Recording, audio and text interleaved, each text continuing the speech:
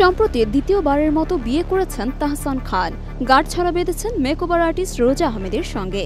গত শনিবার সন্ধ্যায় মেকওভার আর্টিস্ট রোজা আহমেদের গলায় মালা দিয়েছেন তিনি। পারিবারিক আয়োজনে সম্পন্ন হয়েছে তাহসান রোজার বিয়ে। বিয়ের খবর ছড়িয়ে পড়ার পরপরই সামাজিক যোগাযোগ মাধ্যমে গুঞ্জন ওঠে ফায়েজ বেলাল নামে এক যুবকের সাথে প্রেম ছিল রোজার। তাকে ধোঁকা দিয়ে তাহসানের সঙ্গে সংসার পেতেছেন রোজা।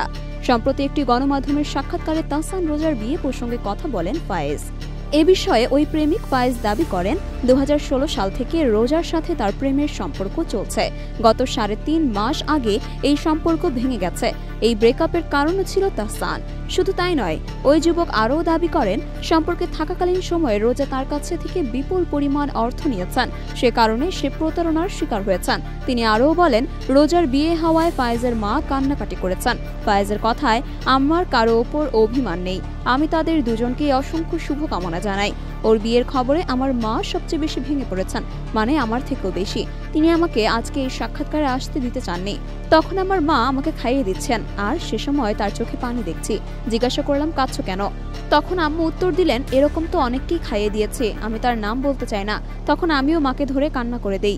বিষয়গুলো নিয়ে যখন আলোচনা তুঙ্গে, তখন ফায়েজের বিরুদ্ধে মুখ খুলেছেন রোজার ছোট ভাই উৎস আহমেদ।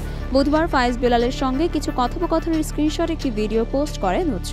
সেখানে নিজের বোনের ওপর আনা ফায়েজের সব অভিযোগকে মিথ্যাচার বলে দাবি করেন তিনি। স্ক্রিনশটে দেখা যায় ফায়েজ বেলালকে 10 সেপ্টেম্বর 2024 সালের দুপুর 3:11 বার্তা পাঠিয়েছিলেন উৎস। সেখানে কথোপকথনে উৎস লেখেন, ভাইয়া রোজা আপুর টাকা নাকি তোমার কাছে? জবাবে ফায়েজ লেখেন, না ভাই, সব অ্যাকাউন্টে দিয়ে দিছি। উৎস আবার লেখেন, কিসের নাকি টাকা পায় বললো আমারে? জবাবে ফায়েজ লেখেন, যেদিন এফবি দিয়ে লিভ নিছি ওই দিন দিয়ে দিছি। আবারও উৎস লেখেন, তোমারে দিছিল নাকি কিসের? জবাবে ফায়েজ লিখে পাঠান, হ্যাঁ 2 লাখ, ওইটাও অ্যাড করে দিছি ভাই। উৎস আবার লিখেছেন, ও ব্যাংকে দিছো? জবাবে ফায়েজ লিখেছে, হ্যাঁ ভাই, তোমরা তো কেউ দেশে নাই, সো ব্যাংক ছাড়া কোনো অপশন ছিল না, এখন সব পেইড। স্ক্রিন রেকর্ডিং এর সেই ভিডিও পোস্ট করে উৎস লেখেন, ফায়েজ বেলালের ভাইরাল হবার আকাঙ্ক্ষা থেকে মিথ্যাচারের প্রতিবাদ হিসেবে এই স্ক্রিনশটের প্রকাশ। তার প্রত্যেকটা অভিযোগ মিথ্যে। এই ফায়েজ বেলাল আপুর অগোচরে আপুকে চিট করেছে বারবার।